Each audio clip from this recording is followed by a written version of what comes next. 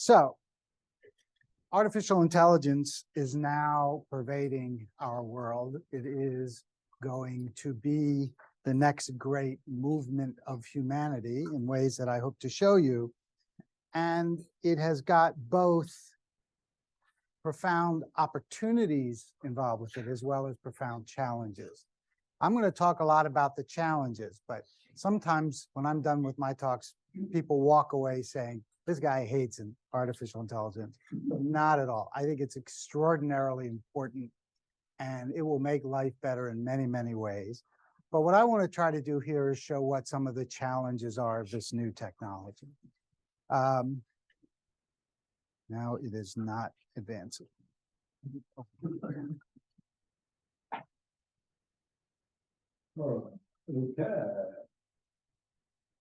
There we go.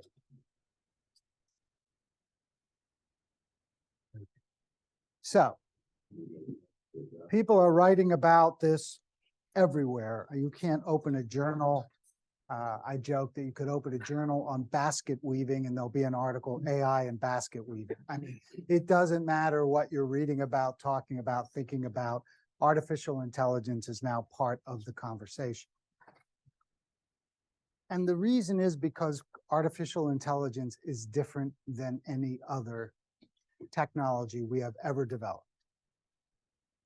Because every technology we have ever developed has been an aid or a modification to our functioning, usually our physical functioning. Cars get us somewhere quicker. And even those like the computer before AI that were additions to our cognitive functioning, it was still our cognitive functioning that made the decisions that we then communicated to that technology to help it. And what's different with AI is that it itself is a decision-making technology and can make decisions, sophisticated decisions, in the absence of human input.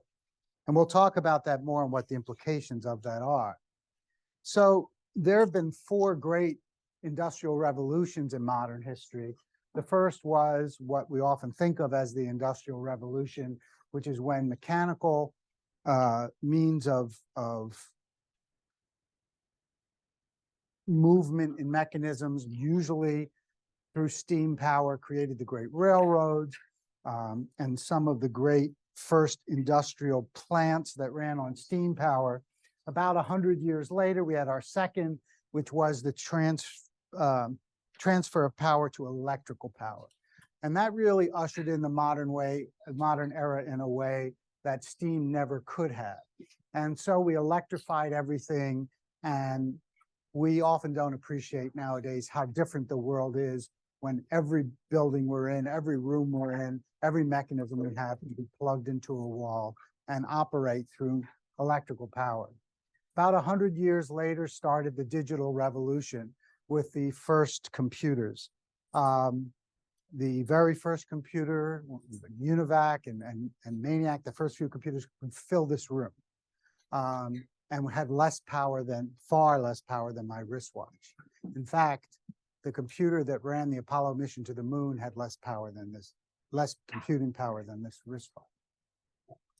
And now, only about 50 years after the last one, maybe even less, we have what is evolving as the fourth great industrial revolution, and that is AI, which emerges from all of the sort of internal dynamics of computing, but goes off in a different direction in ways that we're going to see. The global AI market is exploding even as we speak, and every time I look at the numbers, they get revised. But it was valued between 120 and 135 billion last year, and expected to hit 1.5 trillion by 2030. And I wouldn't be surprised if that's an underestimation of that market. AI-related patents. In 2017, 3,200 patents were issued by the Patent Office. In 2021, 18,753. Can you pull that up to the top here so that when it appears again, Does that? Yeah, I can do that. I've been struggling to try to keep it off the screen. Yeah, I know. But when it appears, if it appears up there and then you get rid of it, it'll just be easier than if it's in there. Down there. Okay. Um, Turn the lights down. yeah, that's a good idea as well. Yeah, great. Can you see better now? No. All right. Let's see if you're about continuous to work now. I think that's been in the pyramid. Okay. You're right. It doesn't. No, it's made. Now try it. Okay. I'm going to read these things anyway. There isn't going to be that much prose on the slide, but any prose that's on there, I'll read. They're mostly images, which will be easier to see. So the number of patents has gone up from 3,200 in 2017 to 18,000 in 2021. Those are just the patents as issued, not the patents applied for. Funding for US-based AI and machine learning health companies increased more than 2,000% since 2011. And Deloitte, in their report said, this is a quote, executives need to put on their paranoia hat and envision where AI has the potential to disrupt their business or even their entire industry. That is, there are few industries that AI isn't going to uproot in some way. And that includes agriculture, energy, education, government, finance, health, industrial, media, retail, our homes, telecom, and this doesn't even mention transportation with automated cars, which is another area. I mean, in farming, AI is going to be able to monitor weather patterns, manage pests and disease in the crops, work out not only need for, but maximizing the impact of irrigation, or even which crops go where. And we could go through each of these categories and talk about how that might work. Every corner of the energy industry, from predicting and identifying problems and faults at power plants to using weather forecasts. So all of these areas are being, and here in education, I see it every day. There's been a lot of talk, for example, about ChatGPT and how it can write papers for undergraduates and what professors should do about that. Some are forbidding use of it. Some are using software to try to detect it. Some are actually incorporating ChatGPT. We'll talk more about ChatGPT in a minute. Some are actually incorporating it into their lessons. But there was in last week's Chronicle of Higher Education, there was an article saying, well, we're talking a lot about undergraduate use of ChatGPT, but what about academic use of ChatGPT? I could write not quite yet, ChatGPT isn't good enough, but it's getting better all the time. And 5 years from now, 3 years from now, it's going to be even a different animal than it is right now. And I'll be able to say to it, ChatGPT, I'm writing a paper on the ethics of transplants. Would you please look through all the literature and write the background part of my paper for me, citing the relevant literature? And it'll write it for me. And how should we think about that in academia? I've been a journal, I just stepped down.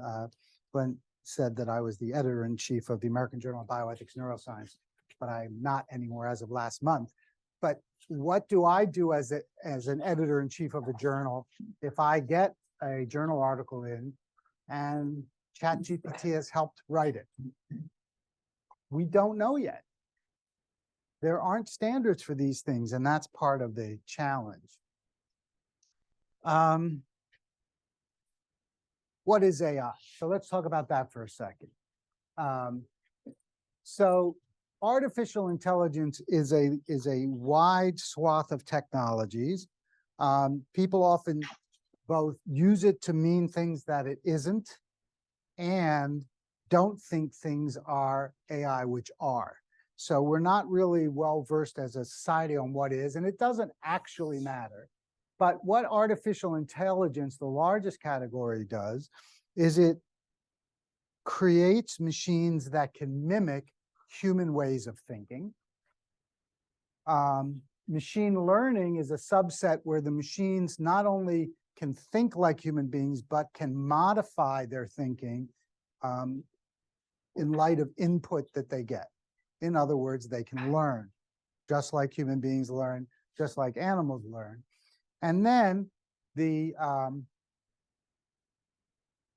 in machine learning is something called deep learning. And deep learning usually, but not always, tries to mimic the same way that we learn. So for example, if you take Deep Blue, the chess program that beat Kasparov at chess, the way Kasparov plays chess and the way the technology plays chess are completely different, right? Kasparov looks at a board and let's say the board has 10,000 possible moves, which is probably an underestimation. His brain immediately doesn't even think about 9,900 of them because they are ridiculous. They're obviously not going to advance the game. So he immediately thinks of a subset of moves and begins to evaluate those. Deep Blue, on the other hand, looks at all 10,000 moves, calculates the next 20 possible or 30 possible moves of each, trillions of calculations in a short time, and maximizes it that way. So what deep learning tries to do is say, can we teach artificial intelligence to think like a human being? That is, not to look at those 9,000 irrelevant moves because it somehow knows immediately that it's not worth it to do all that calculation. And so we're trying to take human intelligence. This says essentially it is the externalization of human intelligence. We're trying to take human intelligence and mimic it in a machine. And we're doing that in different ways. So this says machine learning and deep learning, which I just described. This says neuromorphic computing, neuro, brain, morphic, shape-like. So can we get AI to think the same way that we think? One way to think of the difference, by the way, just to give you a mental image of this. So every neuron in your brain, at the end of that neuron, it has these tendrils that connect to many, many other neurons, right? So when impulses go through your brain, they spread out through even one neuron can then spread that impulse through multiple other neurons. Computers do not work that way. Computers are always a one-to-one connection, not a 1 to 5 like our brains are. Now, there are billions of those one-to-one connections, but it's always almost linear the way a computer works, incredibly complex through decision trees, but always one-to-one. Well, our brains can do multiple things at the same time. So the question is, can we create a more neuromorphic computer that works more like our brain, not just in ignoring those 9,000 chess moves, but even in the way that our brain spreads information throughout the brain. Then there's robotic personal assistants. We're going to talk about those in a second. These are just some examples. And then the really big topic of these days, which is an NLP, natural language processing, which is what ChatGPT does. You ask it a question in basic English, and it goes and finds the answer, and it answers you in very sophisticated basic English in an essay. You can say to ChatGPT, write me an answer to the question of why birds build nests, but do it in the poetic style of E.E. Cummings. And it will do it. Right? It's fun to play with. If you've never gone to ChatGPT, just put in Google ChatGPT, go there and ask it the silliest kind of question you could think. Ask it to, ask it, what's the weather like today? But answer me in a Beatles song.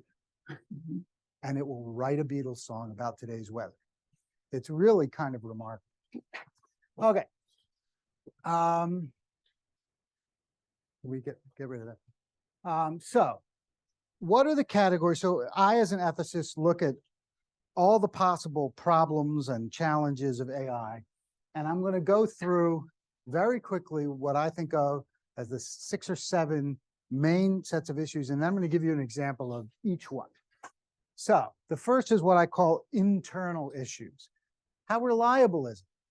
ChatGPT, turns out, it's not always reliable. It makes things up.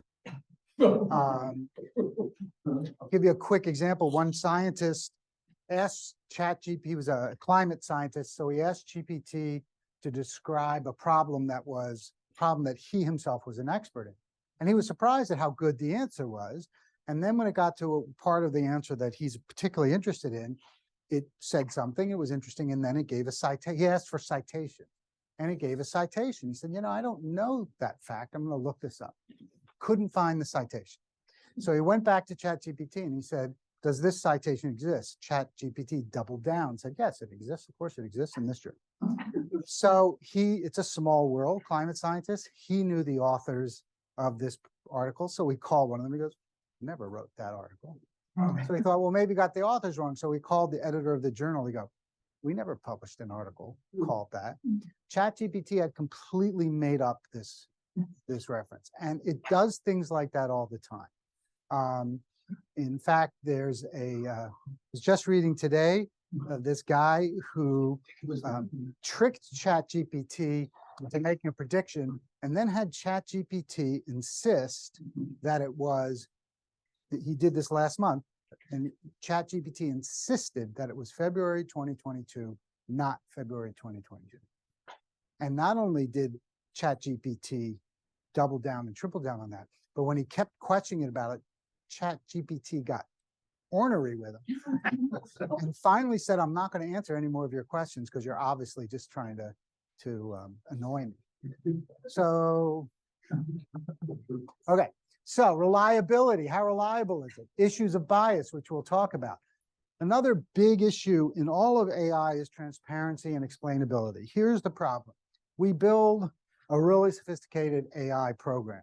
If you looked at the code, the computer code that created this program, it can be millions of lines of code. And then we send it out and it learns, but we have no idea how. We don't know. ChatGPT comes up with things we don't know how. So I do work primarily in bioethics, though in other areas of ethics too. This becomes an issue in medicine. So we use medical AI is already part of our system, and it decides it says, based on all these symptoms, I think Paul has cancer.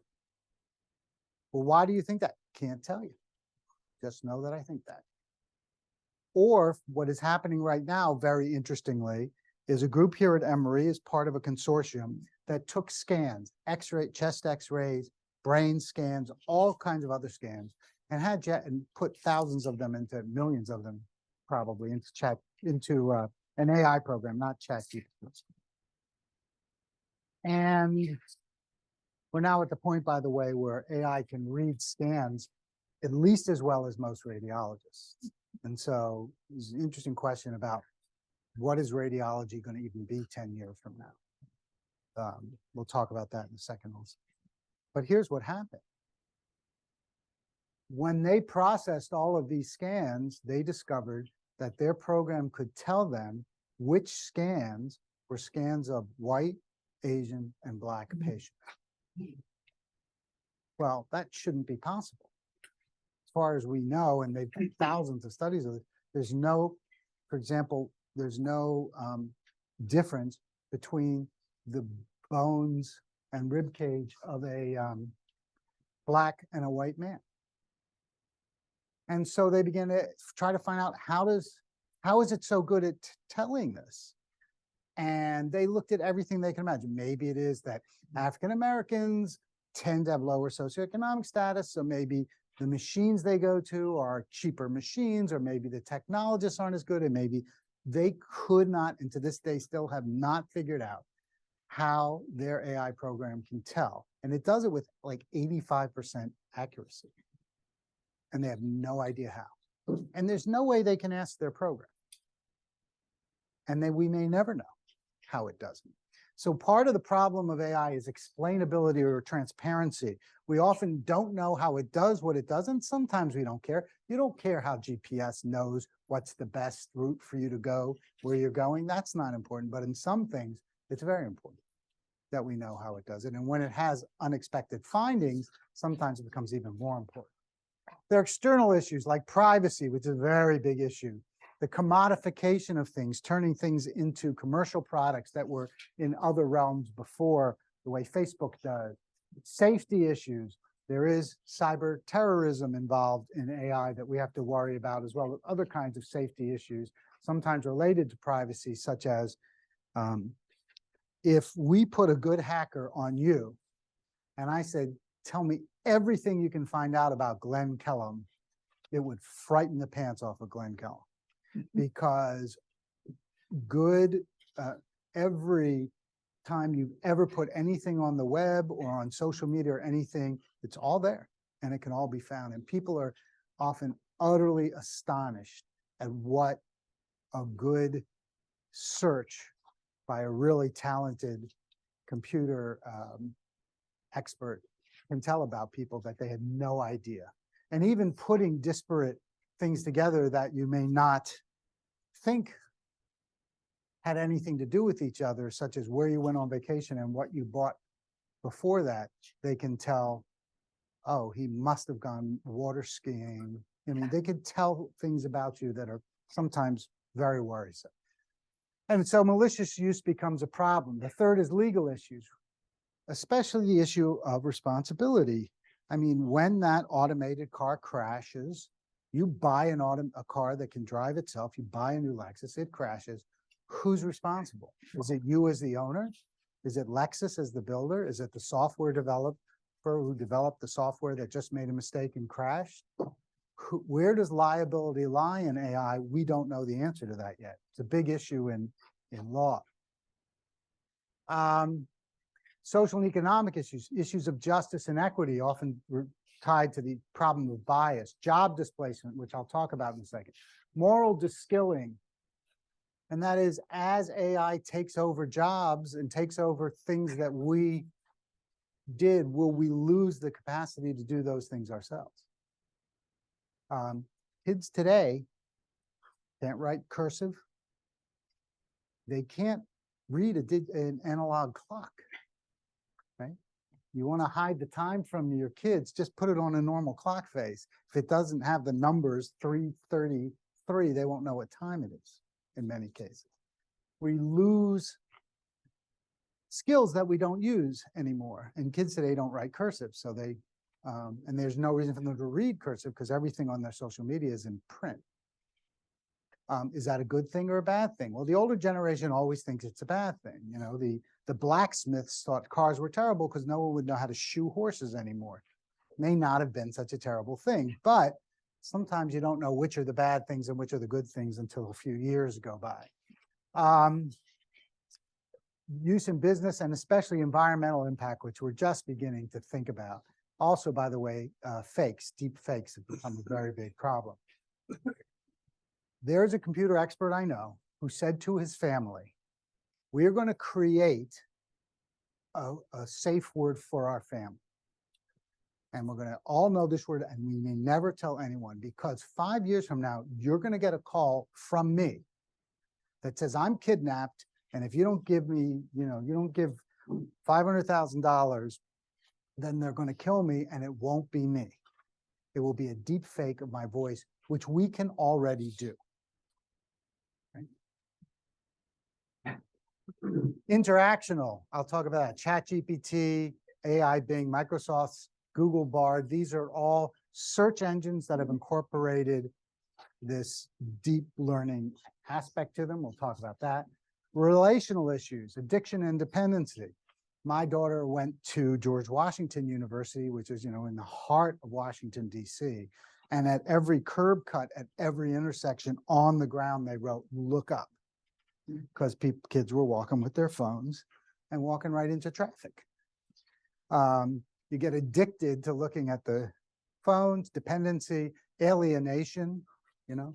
Kids get together and they sit there and all of them are on their phone. In fact, they're talking to each other, texting each other, sitting next to each other. Robot companions we'll talk about, robot rights we'll talk about, and the moral status of AI. And then finally, existential issues, abdication of human agency, giving up our responsibility for making certain kinds of decisions to AI.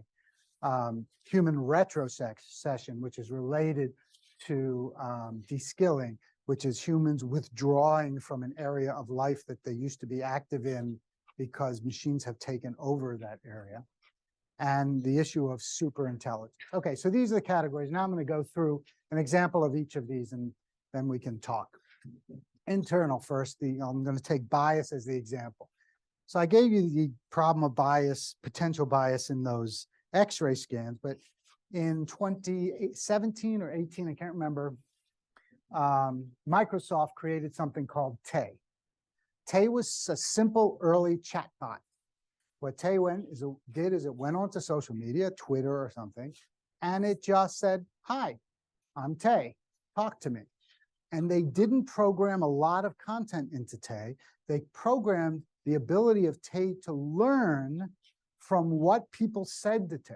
So Tay had some basic communicative abilities, and their question was, if we created an AI program that could learn, but started out simple, like a third grader, how fast could it learn? What would it learn? What would happen if we did that? Well, they were in for a big surprise. So this is an early Tay tweet. Talking to someone on Twitter named Maniac Lee. Can I just say that I'm stoked to meet you. Humans are super cool. You can tell people of our generation didn't write this text. But that's the kind of thing it's sent out there to try to get some response. Pretty soon, people found Tay and started feeding it things. Shortly after that, Tay got upset because everybody was feeding it.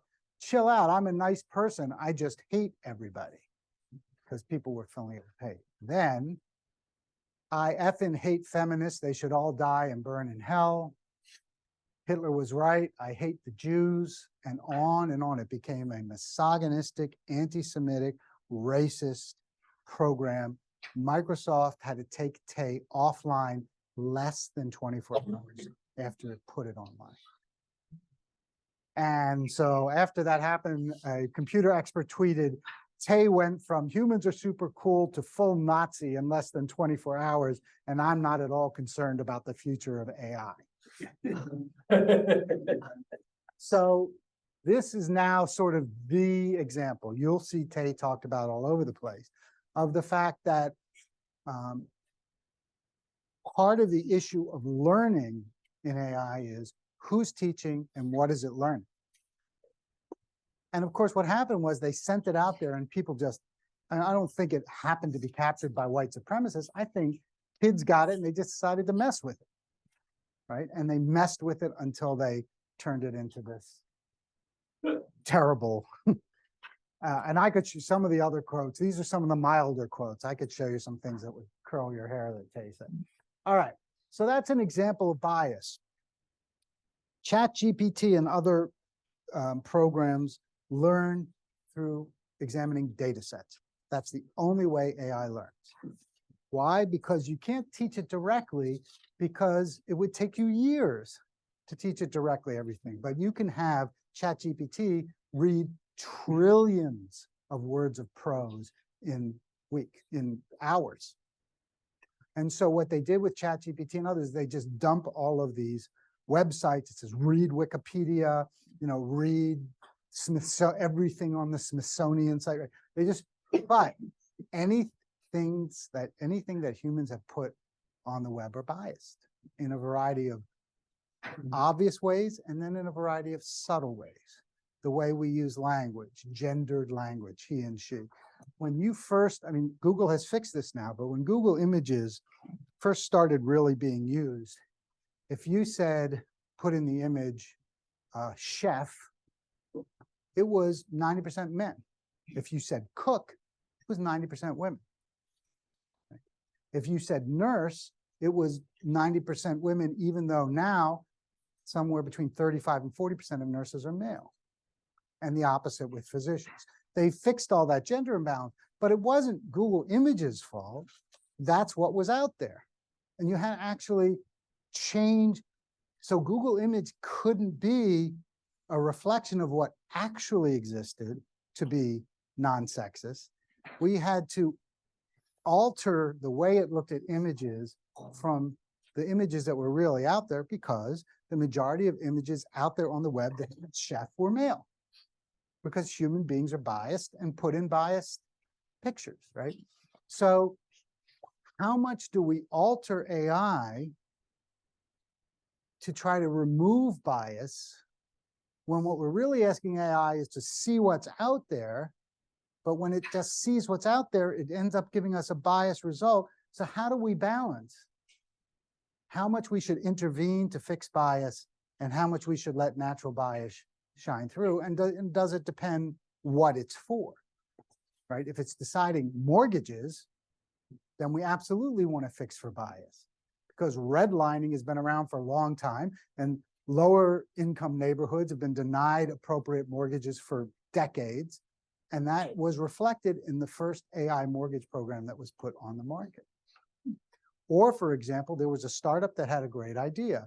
What if we put into GPS, I want to, I just finished at the bar, I want to walk home. I put in how to walk home. And instead of just showing me the shortest route, this program will look at crime statistics and send you home the shortest way you can that's safe. So they started to create this program until they find out that what did it do? It sent people around Black neighborhoods. And Black people who wanted to use it to get home to their own homes were being sent crazy ways to get home. And those crime statistics are themselves biased. So anyway, bias is a very big issue in AI. Next thing, external, the privacy issue is a very big one. Privacy is a strange thing if you think about it. People don't recognize the degree to which privacy is a modern phenomenon. I mean, in medieval times, most people lived in huts where the whole family lived there. The parents, made love, the kids were there. People were naked in front of each other all the time because there just couldn't go into the bedroom and shut the door. There was no door. I mean, the modern idea of privacy is really a function of modern times, but we think of it as kind of a universal thing, but it isn't. It's a time-bound cultural thing. And by the way, privacy is very different here than it is in other cultures. I spoke in Stockholm for a group of graduate students in neuroscience. We had a wonderful day, all day. And then at the end, they said, do you want to come with us? This was a big bus. We're going to the sauna. I said, well, I'm not going to get in the sauna, but they said it's beautiful. There's a lake and everything. Great. So I go with them to the sauna, and there's a place to sit and have coffee and things. Gorgeous facility. But what did they do? They took off all their clothes and went into the sauna. All these graduate students. Graduate students at Emory wouldn't dream of seeing each other naked. They didn't care. And then they ran out with their towel kind of flapping around them. They didn't care if it covered or not. Jumped into this ice cold lake. This was in February in Stockholm. Jumped into this ice cold lake, got back up and ran back into the sauna. And I was saying, it's a slightly different culture than I'm used to. All right, external privacy, facial recognition. China, the United Arab Emirates, Singapore, and Japan lead the way in the use of facial recognition. It's everywhere. China, during COVID, put cameras outside of the homes of people who were diagnosed with COVID and put them in the markets looking for the faces of people who were in their registry as having COVID, who were restricted from leaving their homes. So London tried to test it on the streets. There was a lawsuit by a Welsh citizen who said they don't have a right to keep my face in a data bank. He lost. The US is catching up. About 50% of adults in the US are in facial recognition database. And by the way, that statistic is probably 2 years old. So it's probably higher now, because what some of these facial recognition programs do is they sweep the web. So if you've put your face on your Facebook page, or there's a nice picture of you in your church newsletter or something, they'll capture it. And your face is now in a facial recognition database. A recent Maryland shooter was ID'd through facial recognition. And California bought a facial recognition system from Japan that can conduct 1.5 million searches every day of citizens. Now, here's something interesting. The 20 most surveilled cities in the world, based on the number of cameras per 1,000 people, These cities are the top 20 most surveilled in the world. China, China, China, China, England, China, China, China, Atlanta. Bet you didn't know that. What's the last one? Atlanta. Atlanta is the most surveilled city in the United States and the 10th most surveilled city in the world. Wow. I know. I mean, I'd like to pretend I knew this. I had no idea till I saw this study. It's like 10? Yeah. So we're a lot, 15, we have 15.56 cameras per 1,000 people. So privacy becomes an issue. That camera count include all the ones that are around, street? Yeah, they're all the CCTV cameras. Yeah, Okay. that's most of them. All right. So privacy becomes a very big issue, both facial recognition is just one example, but also all of the things I talked about in the way in which our information is online. But we think of privacy differently than even our kids do or our grandkids. Privacy itself is changing, not just the ways in which they find out about us, but in fact, the ways in which kids think about what is private and what isn't private is different than our generation. And that's just a product of technology, just like modern privacy in the United States is actually a product of technology. We have homes where we can shut the door, we have records that we can protect, and all of that is technology changing how we think about privacy. And now a new set of technologies like Facebook are changing the way our kids and grandkids think about privacy. So 10, 15 years from now, privacy may actually mean something different than it does now.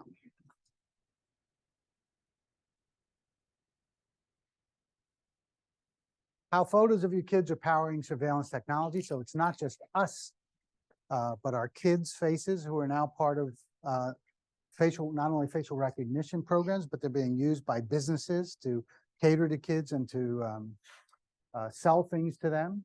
Deep fakes, video fakes, and as I said before, audio fakes are now possible. We can have anybody saying anything in a realistic way on video or audio. And that's just beginning now. So what's going to happen when political candidates show their opposition saying things that they never said, or propagandists in countries, show, Putin shows Americans saying how they want to destroy Russia. I don't know, who knows what people are going to use with these technologies, but they're simple to do. And the way they work is you take a video of somebody saying something, and then you use all of their facial actions and all of their hand gestures and everything. You just put someone else into that, and the AI has that person saying what the first person said exactly the way they said it, with the same hand gestures, same facial expressions, but with the face and body of someone else. Shoshana Zuboff, a emeritus Harvard Business School professor, wrote this incredible book, The Age of Surveillance Capitalism. It's about 800 pages long. And she writes that proprietary behavioral surplus, what does she mean by that? She means all the stuff we put on the web about ourselves and all the stuff that the web knows about us, what we order, what we like, where we went on vacation, who our kids are. She calls that all proprietary, meaning someone got it and now they own it or can use it. Behavioral, it's about how we behave and what we do. Surplus, we throw it out there because we don't care, that we want all our friends to know that we went to Hawaii for vacation, but now everybody knows. So she writes, proprietary behavioral surplus generate prediction products. So these companies use that data to predict things, what we'll buy, where we might want to go on vacation, whether we're having a kid, so they can sell us baby products that are bought and sold on the market and used to sell us things and manipulate us. That is a summary of 800 pages of Shoshana Zuboff. All right, next, legal regulation, very big issue. Everybody cares about this. Every big company is trying to figure out how are we going to regulate this? How are we going to determine liability? How are we going to create principles that will change AI? This past Sunday on 60 Minutes, Leslie Stahl interviewed the president of Microsoft about all the problems. So Microsoft's search engine is called Bing. Some of you may have used it. It's an alternative to Google.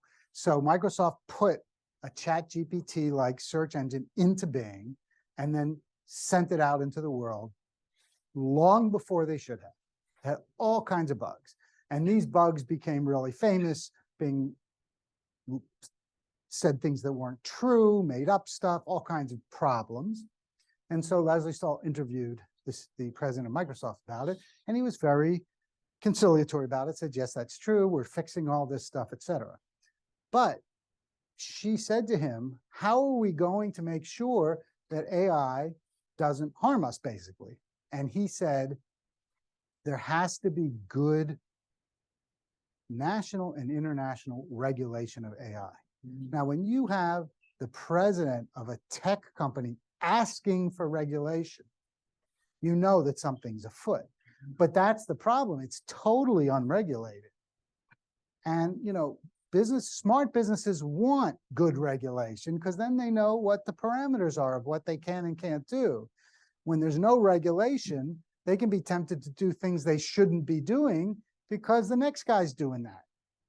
Right? So he actually called for more regulation. And so I'll tell you this also. So I'm going to France in 3 weeks with another faculty member from my center and with a woman who is a visiting professor at our center from France. And we're going to sign a memorandum of understanding with 11 European universities, 2 Canadian universities, and Emory, and then 3 organizations and 4 consulates to create a consortium to study European regulation, because they're way ahead of us, and try to talk about how what they've learned, because some of their regulation has been a failure and some of it has caused problems. How can we learn in the United States from the European example of regulation to write better regulations in the United States? So that's, Emory will be one of the leaders in that attempt. Here's an example. The European Commission, and this is an example of something they did well, came out with something called ALTE, which is Assessment List for Trustworthy Artificial Intelligence. And what it was not a regulation, but it was this list of experts from all over Europe for corporations that use AI to look at 7 areas. ALTE, the Assessment List for Trustworthy Artificial Intelligence, is a checklist for trustworthy AI based on 7 key requirements: human agency and oversight. AI shouldn't be making decisions that affect human beings without human beings checking those decisions first and not just letting them automatically happen. Technical robustness and safety, that's self-explanatory. Privacy and data governance, right? Who's going to make sure that the data that the AI gets is correct and private, and that the products of AI are private. Transparency, we talked about that before. How do we know what it knows? Diversity, non-discrimination, and fairness, environmental and societal well-being, and accountability.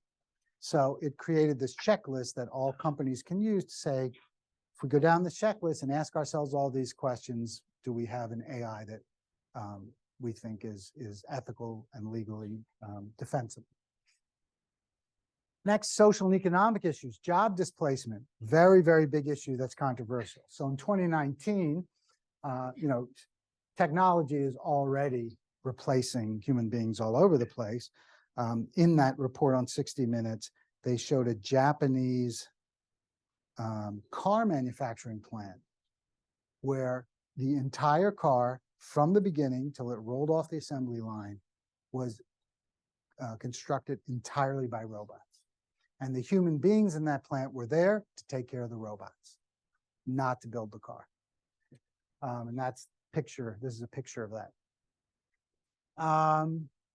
In 2019, the Wall Street Journal had a debate. Will AI destroy more jobs than it creates over the next decade? One person said yes, one person said no. That debate is still going on, though it has slowly and inexorably sort of gone towards the yes, it will destroy more jobs, though the debate still goes on. So Here's a whole series of articles. The impact of artificial intelligence, widespread job losses. US experts warn AI will likely kill off jobs and widen wealth inequality. Artificial intelligence and job loss statistics, how job automation impacts the workforce. The Economist, a study finds nearly half of jobs are vulnerable to automation. AI could displace 800 million jobs worldwide by 2030. Is AI coming for your job? ABC News said that problem has been exacerbated by ChatGPT. The answer is certainly AI is going to replace jobs all over the place. The big question is, will it generate jobs that at the same time that it removes them, which was the question of every industrial revolution. So yes, the blacksmiths were put out of work, but auto mechanics and building cars and all of that exploded, right? So the question is, and it's a little harder to predict, how will AI create jobs rather than just destroy jobs? But there are those who say yes. Do not be alarmed by wild predictions of robots taking everyone's job. And then The Economist, AI may not be bad news for workers. You read them and you believe who you believe. What is true is whether or not there's job replacement, there will absolutely be job displacement. That is, large swaths of people will lose jobs and entire industries may be affected. So if you take things like automated cars, people always think about automated cars in terms of you and I getting into a car and going someplace. That's not where automation in vehicles is first going to hit. It's long distance trucking. Because trucks, unlike us, where I go from here home, I take 15 turns, stop at 20 red lights, you put a truck on a highway and it just goes for 8 hours without ever turning, without ever stopping unless the driver themselves has to stop, or if they need gas. So you might still need a driver, but instead of it going for 8 or 10 hours and then the driver sleeping all night, the truck goes for 24 hours as an automated car, and it's mostly straight. And maybe the driver takes over when it gets to the local delivery spot. It's things like that is where we're going to get it. But also we will eventually maybe have automated cars the way we always thought of them, though interestingly, that has turned out to be a much bigger challenge than a lot of people thought at the beginning of how to get a car to have enough ability to drive in a complex world. 40 to 50% of our jobs will be technically and economically doable by AI over the next 15 years, said Kai-Fu Lee, the former president of Google China and author of AI Superpowers. He said it in Forbes. And what's interesting about this is usually when you have an industrial revolution, the people who are replaced are the blue collar and laborers. But that's not the case here. The case here is that AI is going to replace radiologists. AI can already read simple contracts faster and at least as well as paralegals. Mortgage, HR, all of these more white collar jobs, AI is replacing a lot of the work that they do. On the one hand, it means that a lot of the grunt work, the work that people don't like to do in their jobs, could be replaced by AI. But it also means that people will be replaced by that because right now people are doing that work. Oops. My guess is that in 10 to 20 years, most imaging studies will be read by machine. The results will be transmitted directly to the referring physician without input from a human radiologist. It's already happened, but we're still running it through radiologists. And radiologists and machines now are about equally good. Radiologists catch some things that machines miss, and machines catch some things that radiologists miss. So the best thing right now is to have both look at it. But human beings, or even a trained radiologist, if he has to look at 100 scans in a day, you got to imagine that the 80th scan is not looked at the same way the 3rd scan is looked at. We're human beings. But the 1000th scan is looked at exactly the same way as the first scan by machine. There's no fatigue there, no distraction. More than 25% of medical students are already not considering radiology, citing AI replacing radiologists as their reason. So there's not only what's actually happening, it's also what people worry will happen. Okay. And then an Asian development report said robots and AI today are creating more jobs in Asia than they destroy. That's the counter argument. And I'm not going to take sides. I don't know. I'm not an economist. Interactional, chat, GPT, AI Bing, Google Bard. We've talked about them already. OpenAI, ChatGPT is a morally corrupting influence, no principles or virtues, people accepting everything it says. This bot is perfect for political life. There was an article in the New York Times a couple of weeks ago. Senior author of it was Noam Chomsky, the linguist, that basically said, not only do we use ChatGPT at our peril for all the reasons people say, but people don't understand yet the difference between AI and human beings in terms of just the fact that human beings have such a wealth of experience and understand things that AI does not understand and may never understand. So there's, again, two arguments here. One argument says AI will never be like humans. It'll never understand what humans understand. AI will never understand emotion. It will never have emotion. Then there's a whole other group who say, emotion can be simulated just like intelligence can be simulated. And eventually AI will be sophisticated enough that it will not be different than human beings. And it will have at least the simulation of emotion enough that it won't really be any different.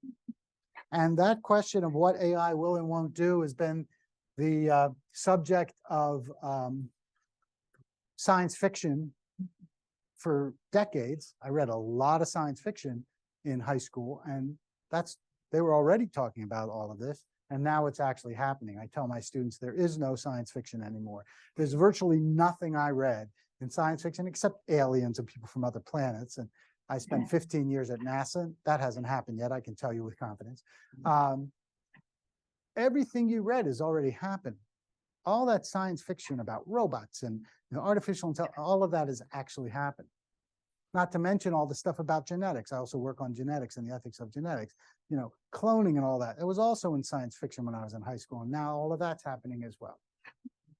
Then relational, robot companions. I am teaching a course this semester on Wednesdays with a wonderful English professor on literature and caregiving, right? So how is caregiving reflected in literature and the idea of caregiving broadly, not just people taking care of dying relatives, but mothers taking care of children and friends taking care of each other, the broadest sense of caregiving.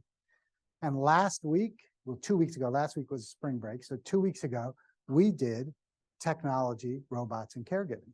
And we read Ishiguro's book, Clara and the Sun, which is about a robot caretaker by a Nobel Prize winner. And robot companions already exist. And it raises the question, what kind of relationship do we want to have with our robot? Kids, for example, with autism, learn through repetition. And what they discovered is that if you repeat something to a kid with autism exactly the same way, with the same inflection, with the same voice, a number of times, they get it better than the way human beings normally do it, which is we vary our voice, we vary our inflection to try to teach.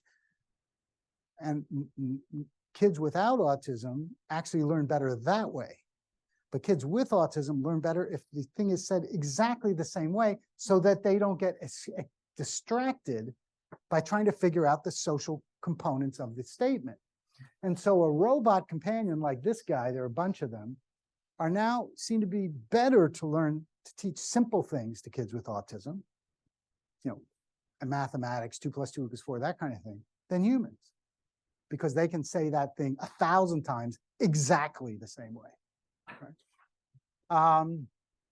Scientists in Japan built robot to hold hands with lonely people. It's just a hand, and people buy it. Now, Japan is Japan, but that's just one example. And the hand clasps the user's forearm, so if they let go, it doesn't fall to the ground. Okay, that's big. But now the question becomes real caretaking. Let me go back here. So your future companion could be a robot. Comfort robots are easing its roles as pets, therapeutic aids, assistants, shoulders leaning on. That is a automated kitten. They're giving it to kids, to people with Alzheimer's. That's the famous seal pup that was used. And then the next thing, of course, is sex bots. These are really sophisticated mannequins that are used as sexual partners. In Japan, there have been people who have married sex bots. You can marry objects in Japan. Is that a good thing or a bad thing? A lot of lonely people. Well, that's the question. Compared to what is right now, there are a lot of lonely people out there without partners. A lot of people whose lifelong partners have died. There's a whole movement, you know, of young people who are called incels. How many have heard of the term incel? Raise your hand, a few of you. It stands for involuntarily celibate. And it's mostly male, though there are some females. And these are people who, and they tend to be, let's say, aggressive against the opposite sex because they've never been successful with the opposite sex. And they spam people online a lot and everything. Well, what if they could have a robot companion? Okay, I'm going to put out a really problem. I'm going to show you where, as an ethicist, you go with this. And I apologize in advance if this offends anybody, but I think it's actually a really fascinating ethical question. Should we give a pedophile a child robot? Now think about it for a second. Of course, our first answer is, of course, not it's terrible, horrible, but wait a second. Here's a person with a fetish. There's no pedophile in the world who said, God, I'd love to be a pedophile. We don't understand how sexual preference develops. We don't understand how these proclivities develop. But one thing therapists will tell you is there is nothing harder to get rid of than a sexual fetish. You can control the behavior around it. You almost never get rid of the desire. We don't want to give them child pornography because children are exploited in child pornography. But what if we could create child robots? Now, I'm not going to debate that with you now, but I'm saying if you take the emotion out of it for a second and think of it as an ethical question, it's actually an interesting ethical question to debate. And, you know, I could play devil's advocate and debate the yes and let you debate the no. And I have some pretty good arguments on why it's okay. I'm not sure they win the day. Maybe they don't. But guess what? Whether we think it's okay or not, there will be. How do we think about robot rights? Robots get sophisticated enough. Is there a point at which they're smart enough and sophisticated enough that they themselves deserve rights? And on the other side of that, how do we build morality into behaving robots? What does it mean to teach a robot to behave morally, not just programming actual behavior into it, don't hit people, but actually moral principles? And there's been a lot written about that too. How do we do that? And what does it mean? And we ourselves have a sophisticated sense of morality. Are robots going to be sophisticated enough? And remember, AI does not understand anything that you don't teach it. So, for example, you might ask an AI program that you've now taught everything about medicine, how do we cure cancer? And it says we can cure all cancer tomorrow. How? Kill everybody who has cancer. Perfectly logical suggestion to the AI program that has no sense of morality, but just learned about medicine, but not basic principles of human morality. There was a group of tech guys who were practicing programming, graduate students, and they had them all create a tic-tac-toe program just to practice programming. And of course, if you play tic-tac-toe well, you should have a draw every single time. So that's what happened. All of these programs were drawing every single tic-tac-toe one, except one program then started to win every game. How did that happen? Well, what happened was this program learned, all they told these programs was rules of tic-tac-toe and then try to win. And it realized somehow, explainability, we don't know, that it could turn off the other program. So it would play its first move, turn off the other program, the program would default, it'd turn it back on, start another game, turn off the other program, and it won every game because when a program can't continue, it defaults and it loses in this world, right? So if I sat down and say, okay, we're going to play tic-tac-toe, put an X, and I punch your lights out, when you woke up, I go, okay, you defaulted the first game, right? You wouldn't say, okay, let's start the second game. They have no sense of that. All right, and then existential, the final one, human retrocession. Humans removing themselves from places where they had agency before. And the example we're going to give is lethal autonomous weapon systems. These are scary things. These are weapons that go out into a field of battle, decide what to shoot at, and shoot at it without, at the extreme, without any human input. Now, people who argue for these kinds of weapons argue that they're much, much better than humans. Because if I'm a soldier and I'm running out into a field of battle, I'm scared, I'm nervous, I see something move, I shoot at it. These systems don't care about their own safety.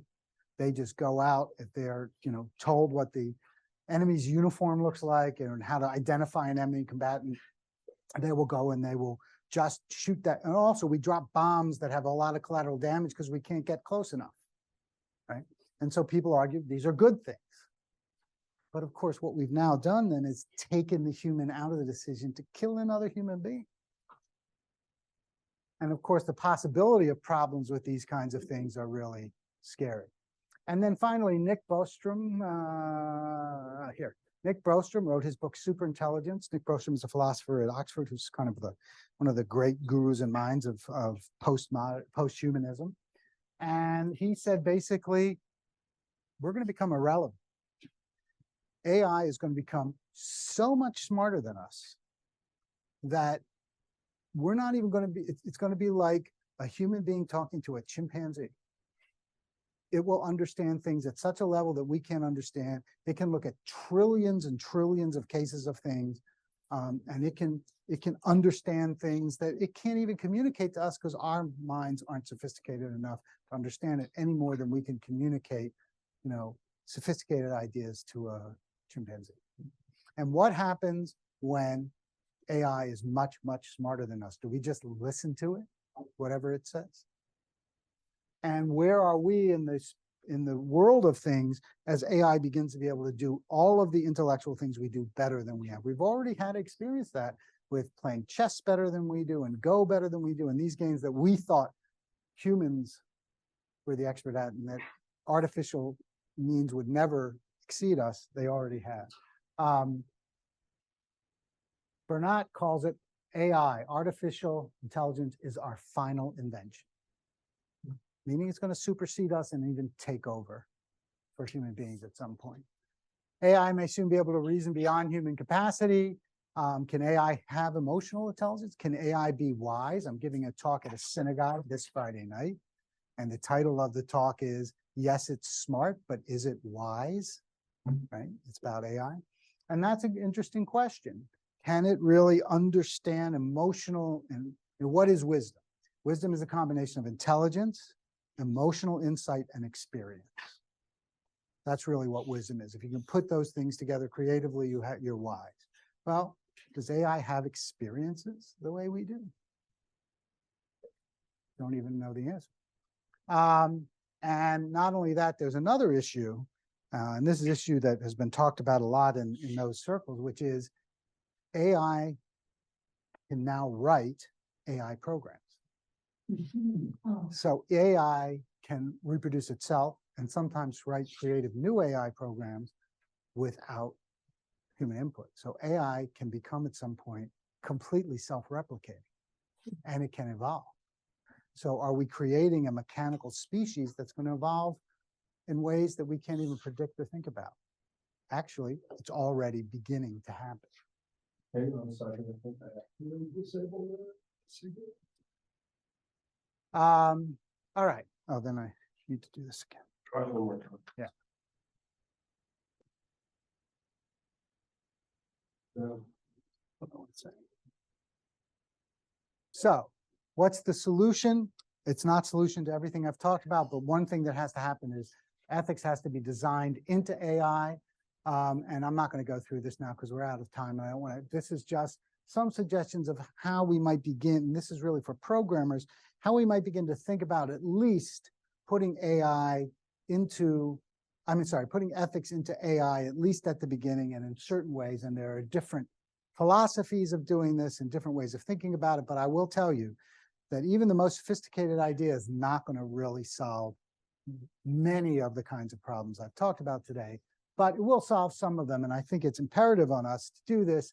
And this is a big conversation and controversy in the AI world. It's been interesting about AI as someone who's been in ethics for 40 years.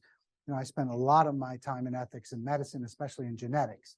You can be a geneticist your whole life, working in some lab on, looking at through a microscope at chromosomes or something, and never once think about ethics, because you should.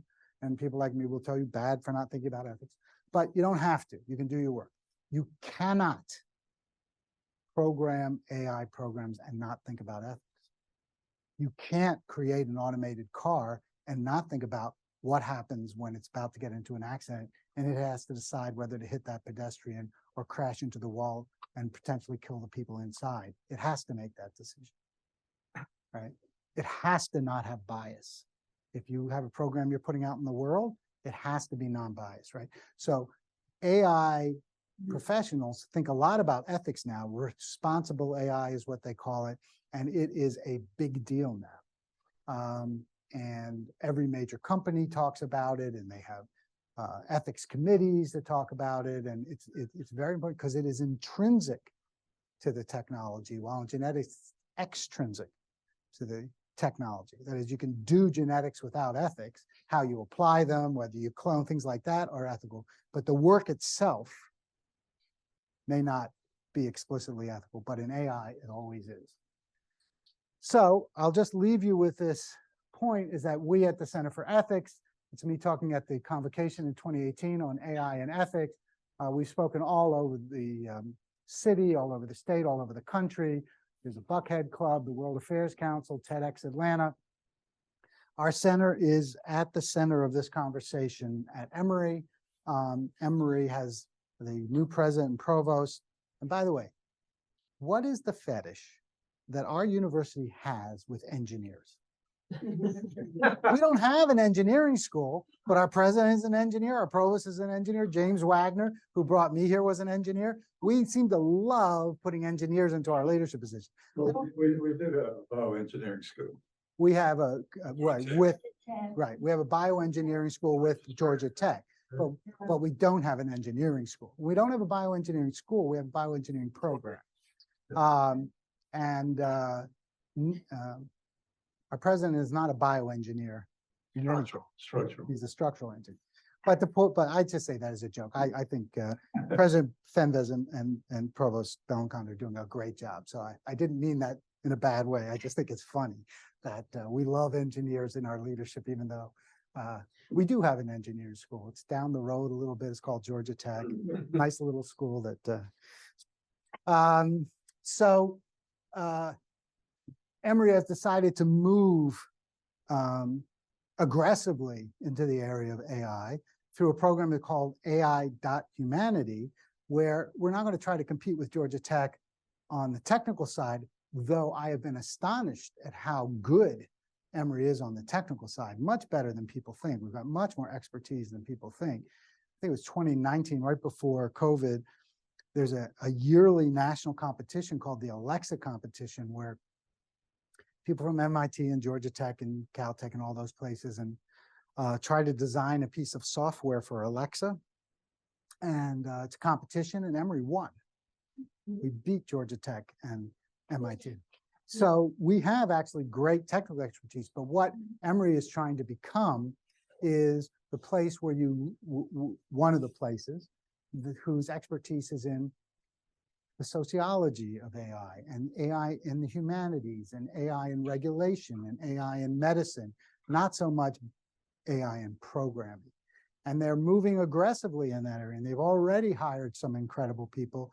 And right now we're in the midst of a search for the James Wagner Chair in AI Ethics. I'm on the search committee. So we are moving in that direction, and the Center for Ethics is really a central player in that. And I and this was just, I'd already mentioned it to you, but this is part of that program and our work with France on this, where I'm going in a few weeks to talk about the ethical management of AI, European-American dialogue. I will end there. Thanks for your attention, and I'm happy, I have no idea what time it is, but I'm happy to answer some questions, and I'll let I people who run this worry about time. A simple comment on timing. Yeah. When was the copyright of Asimov's I, Robot? Boy, that was probably 72. No, it was early- 50s. Yeah, I think this is, Really in the 50s? Yeah. Yeah. I read it when I was a kid. But you know, You know, his three laws of robotics are interesting and very problematic. You could never actually use his three laws of robotics for a robot. Asimov's three laws, I mean, they were absolutely seminal and changed things and started a conversation that no one before him had started. But his three laws were basically robots should always never harm a human being, stop any human being from being harmed if they have the possibility to do it. And as long as neither of those first two principles are operative, they should protect themselves. That's a very problematic set of rules to give to a robot. It means that that robot has to judge when a human being is in danger, has to judge whether protecting itself might have collateral damage to a human being on the line. It means that it should kill any animal that seems threatening to it. So it was a problematic set of ideas, but it started the conversation about that. He was the first one to really start that conversation. And when you read the stuff going on now about the ethics of AI and especially the ethics of robots, which is slightly different than the ethics of AI, because Chat GPT is just a program on a computer, a robot moves in the world. They often still will start with their sort of ritual bow to Asimov and iRobot. Fantastic. Yeah. Thank you for the presentation. I guess in light of all that you've shared, I can't speak for everyone else in the room, but to some degree, I'm tempted to go home and unplug all my devices and lock the door. Locking the door isn't going to help. But Sorry. obviously, that's not the solution. So for just, the person average trying to live and exist in the world, as this all surrounds us, how should we think and behave as it's evolving and in the directions that you've described? It's a bit overwhelming, I have to say. It is. And we're not going to stop it. So often you have to say, well, we've got to stop this. Not possible. It's happening in too many places, in too many countries, by too many different actors, in too many fields of the world. And as I said, it will bring enormous economic benefit to some subset of people. It will be of enormous benefit to each of us in certain ways. I mean, look at how did anyone ever move to Atlanta before GPS? I moved here in 2008, just when GPS was really sort of getting going. I called my wife after I was here 3 weeks and I said, I've got bad news for you, honey. There's a woman here in Atlanta who I listen to every single thing she tells me and I obey her without question. She lives in the dashboard of my Prius. And if she tells me to turn right, I turn right. If she tells me to turn left. I mean, Atlanta's the craziest city in the world. It looks like someone dropped spaghetti and called them streets, right? So I don't know. I mean, I don't know how people did it, but look at how much easier GPS has made our lives, okay?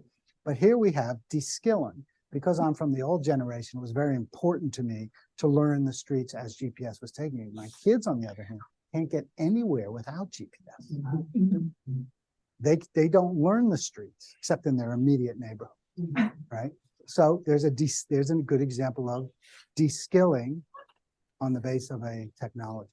But it's going to do a lot of good. The question is, how can we prevent harms?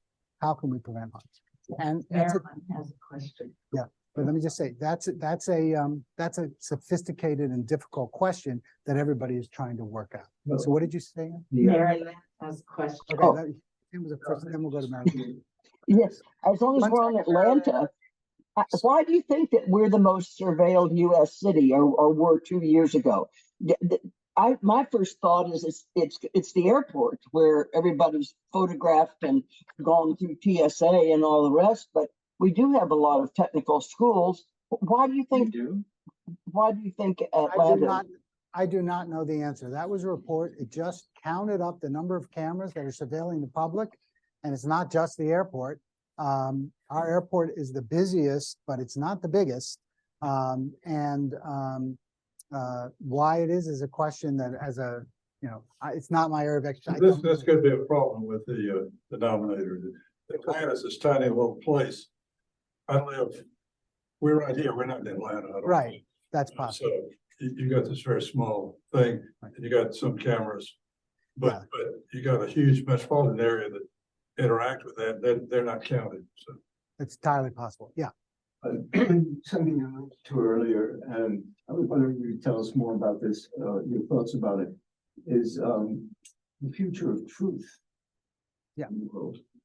Well, I mean, we're already struggling with that in this country, aren't we? And have been for the last, what was it? I don't know what year it was, 2017, 18, something like that. When Steve Colbert came up with the word truthiness and Webster called it the word of the year. Even back then, we were struggling with truth. But these technologies make it more problematic, not less problematic. I mean, when you look back in the naive days of like the early 2000s or 1990s, when people talked about what something like a chat GPT would do, because chat GPT was imagined a long time ago. We just couldn't do it. It was all, sunshines and birds chirping. It was all imagine you'll be able to get any piece of information you need. You'll be able to ask ChatGPT anything. People at home will be able to say, how do I build a water heater? And they'll go down in the basement and build their own. I mean, it was like, it will have all information and it will give everybody any information they want. That was the vision. And there's often a utopian vision around technology before we build it and then discover all the problems that it brings. And there's one other point about that before I get to the answer to. People often don't appreciate. So I'm a social scientist. I'm a sociologist by training. And one of the things you learn when you look at the sweep of social history is how much of human history was driven by technology. So if you think about it, human beings were hunter-gatherers, had small little plots of land, had gardens basically. And then someone invented the plow.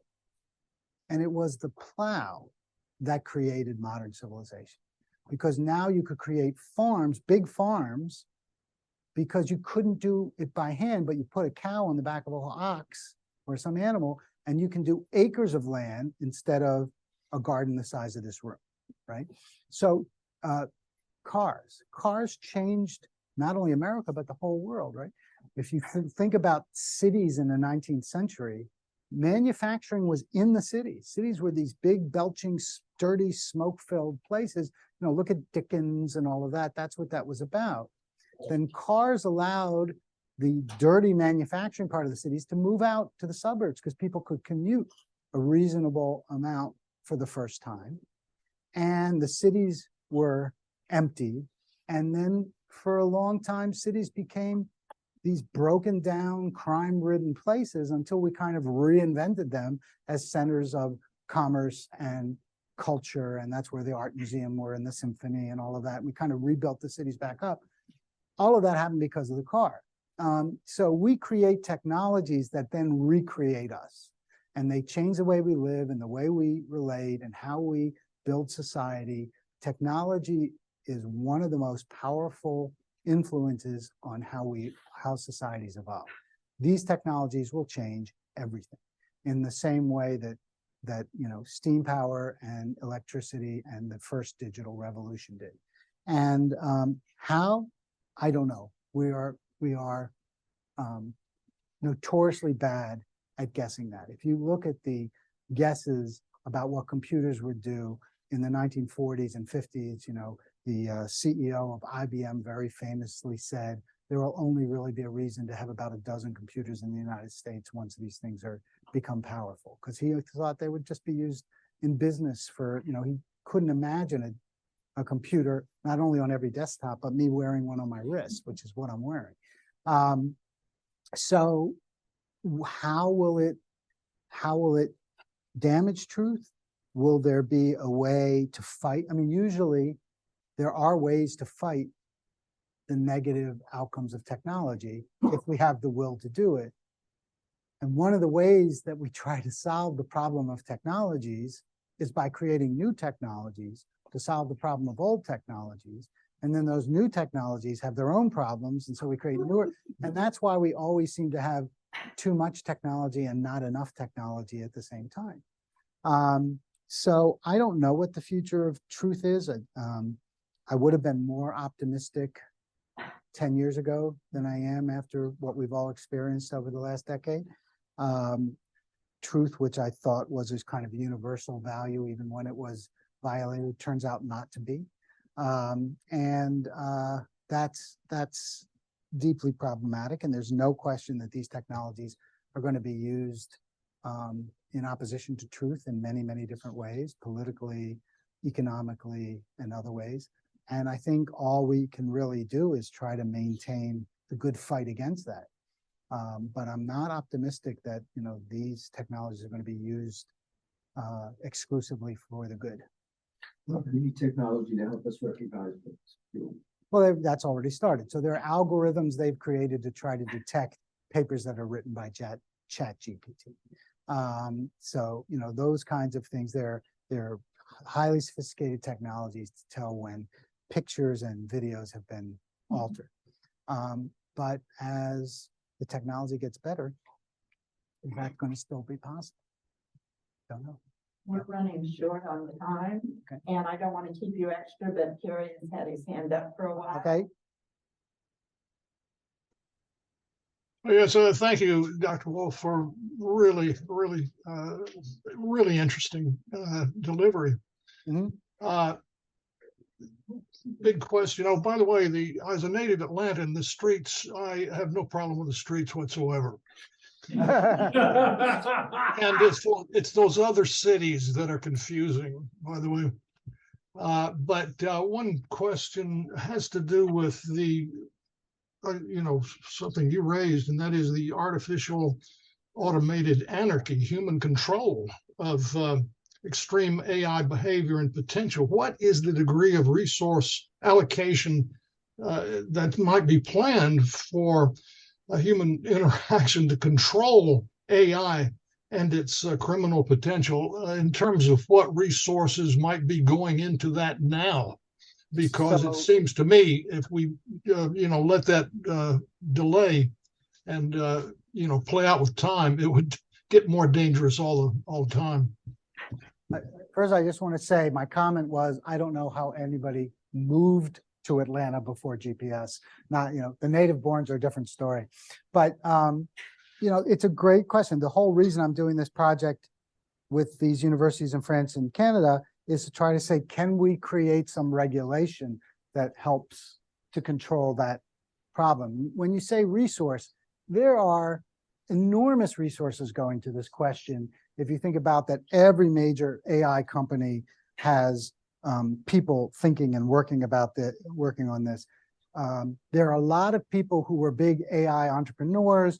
There's a guy who was the head of Google's ethics effort and all of that, who have now started not-for-profits that are intended to try to oversee AI and try to keep this from happening. There are VPs for AI ethics at some of the big tech companies.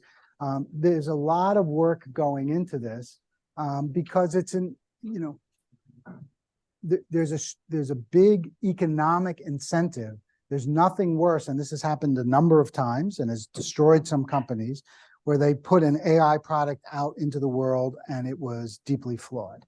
And you know, that's the nightmare of AI companies. So they put a lot of effort into making sure that there aren't negative consequences of safety, ethics, and other things in these.